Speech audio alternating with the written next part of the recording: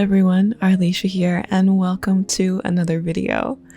When I think about abstract art, it's one of those things that is immediately and indescribably captivating to me, both in looking at finished paintings and in watching other artists create paintings like this. I don't know if you've ever tried abstract painting. Maybe some of you are just more familiar with it than I am, but whenever I get really inspired by this style of painting, I want to try it out myself, and I usually find it to be so much harder than I think it will be.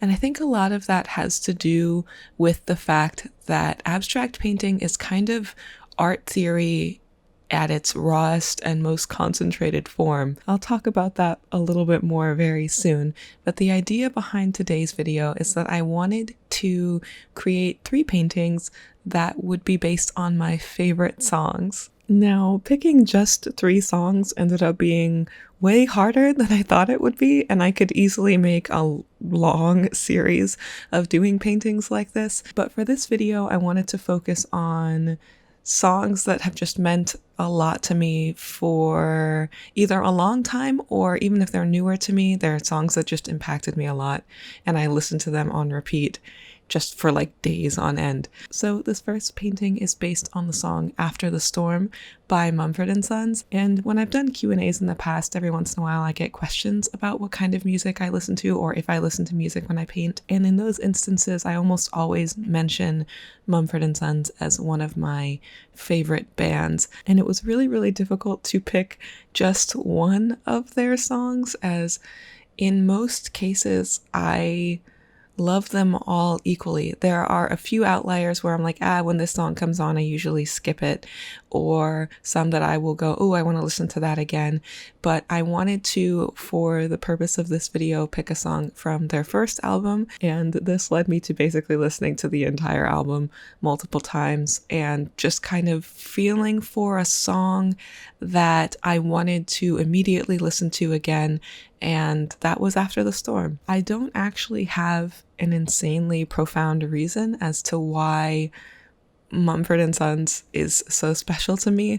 I know that I guess it would be possible to go into lyrically and emotionally what the songs themselves mean to me, but more than anything, I was introduced to this band by someone who was one of my very best friends at the time, and it was a time when I had a community of people around me that I saw regularly. It was the sort of thing where we could just show up at each other's houses and we would be together and we were family. And that period of my life was really special. And one of those people introduced Mumford & Sons to me. So it was not long after their first album came out, which was somewhere between 2010 and 2012, I think. I'm not exactly sure.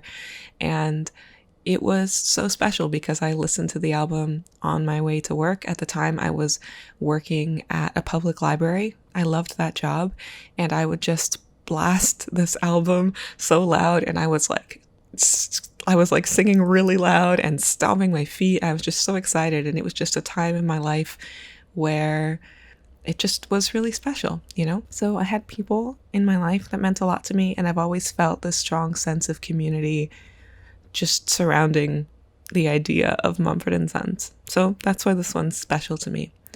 As far as the painting itself goes, I think this was one where I had kind of a strong idea of what I wanted, and I knew some of the things I wasn't doing super effectively, but it was a good first step, and I was excited to do more.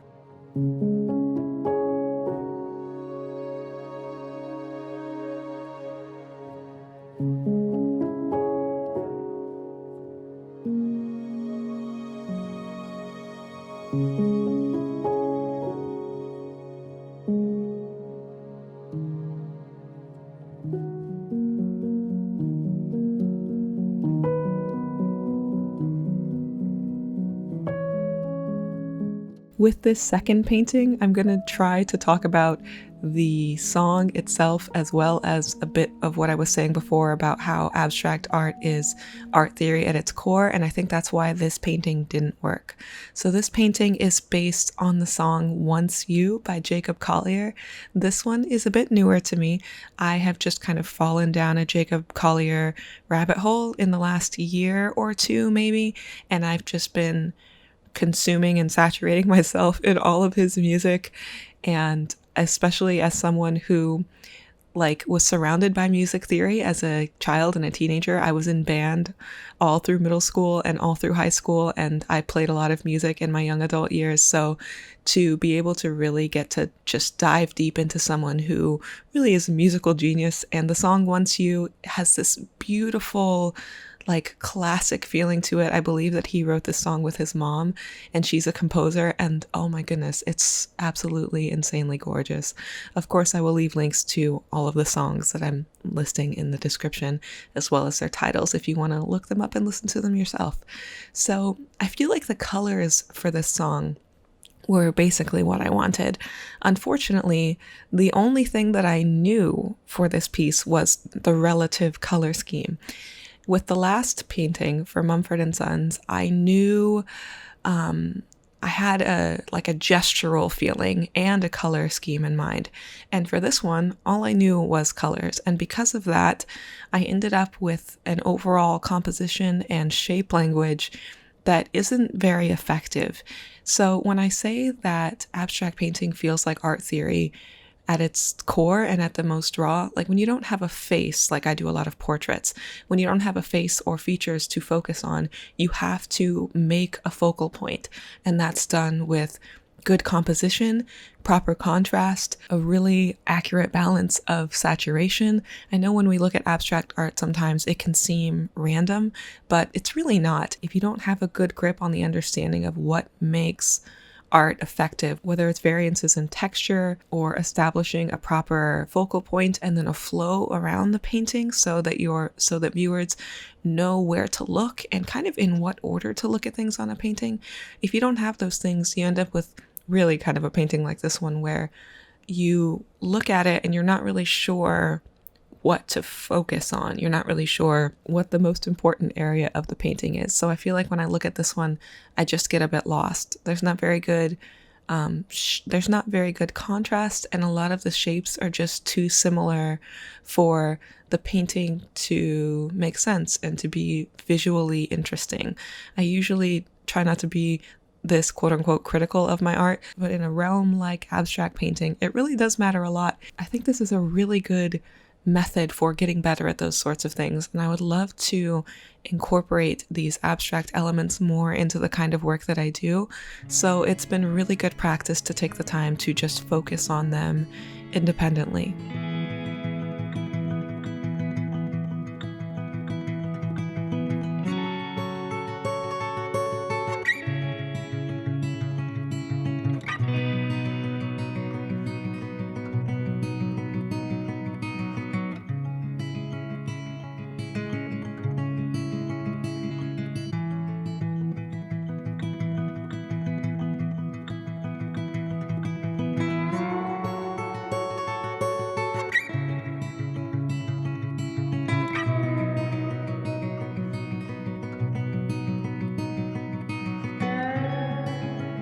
To be completely honest, after I had filmed that second painting, I took a break for the rest of the day as far as painting went, and that evening I was just thinking, oh man, I'm gonna have to scrap this video idea. I really didn't like the second painting. The first painting was okay, but it was meant to be a first painting and then to get better as I went on the process, and that's why I was okay with how the first one turned out.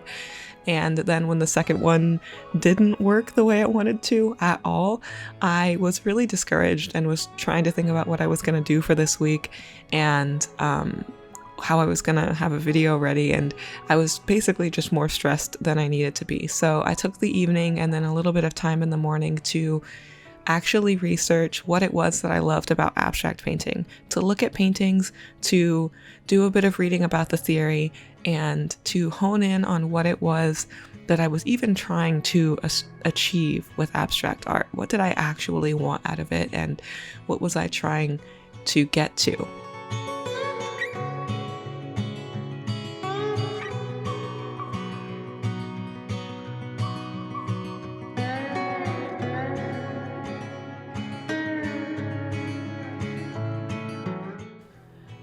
Now, if you're someone with curly hair, you may relate to some of the strangeness that's going to be happening while I'm working on this painting. Today was wash day for me, so it was the day of the week when I needed to wash my hair. So while I was working on this painting, I think the first section of the painting I had a protein treatment in my hair, and then later I had like a deep moisturizer in my hair. So if you notice weird shower cap shenanigans, that's why. And if you have curly hair, you'll know that wash day is like a day-long process and it takes a while to get through, but that would be why I have a very moist looking bubble on my head. This last painting is based on a song by Relient K called Savannah. Now, I've talked about Relient K specifically like on Instagram. I've mentioned some of their songs sometimes, and I know that I'm not the only one who spent their teenage years kind of growing up with Relient K. It was one of those punky rock indie bands that just fed all of my teenage angst while still being fun and positive, and I definitely listened to a lot of Relient K at very high volumes as a teenager. Now, the album that this song, Savannah, is on came out in 2009, so that was the year I turned 18, and I know I listened to the album when it first came out, but I focused on a couple different songs that were not this one, and then I feel like I heard Savannah for the first time when I was an adult. I was married and I was, again, driving to work in the library days. And when the song first came on, it starts with this sort of orchestral rhythmic sound, which is probably not the best way to describe it. But I was just like, oh, what is this? What is this song? And it was like, I don't know if you've ever had the experience where you're listening to a really good song for the first time and it just makes your body tingle. Like, it's so exciting. It's almost like when you eat a food that you really like and you're just like so happy about it. That was how I felt the first time I was listening to this song. I was just so overwhelmed and so happy to be hearing something that I enjoyed so much, but also to be reconnecting with this piece of my teenage years as an adult. And I have listened to this song, I don't want to say more than any other song, but I love it so much. And it has this nostalgic feeling while also feeling like the song of my 20s, basically. This is the song of my 20s. And this is also the painting that I liked the most. I feel like I was able to hone in a bit more on what it was that I actually wanted out of abstract painting. There's better contrast, there's a clearer focal point, there's more consistency in texture across the painting, and I like it. I like it a lot, and it's a step in the right direction. I feel like this is the true first painting, like this one is actually, okay, this is the first step toward the sort of thing I want out of abstract art. That being said, this is all very subjective, all very personal, and I would love to hear what you all think. Which one of these paintings was your favorite? Let me know if you like any of these artists or the songs that I talked about today. This feels like a much more personal process, and this video took me way longer to edit than my normal videos, but I'm excited about it, and I really hope you all enjoy it.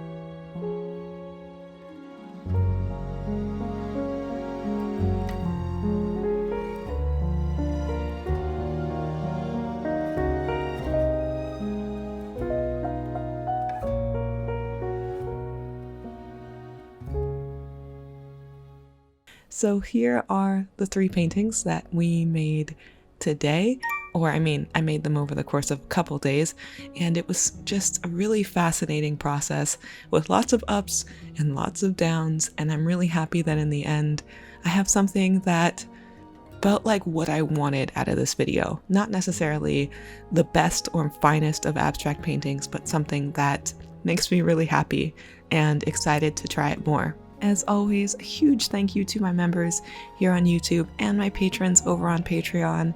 It has been an absolute joy getting to create lots of behind the scenes content for all of you, and I'm actually just about to start printing out the mini prints for the month of September, so you're welcome to check out either of those platforms if you're interested in supporting this channel further. Thank you all so much for watching this video. I hope you have enjoyed it. Let me know if you'd like to see more things like this. It feels a bit more personal, which is a little bit scary, but it was really fun, and I hope you liked it, and I will see you all next week. Okay, bye-bye.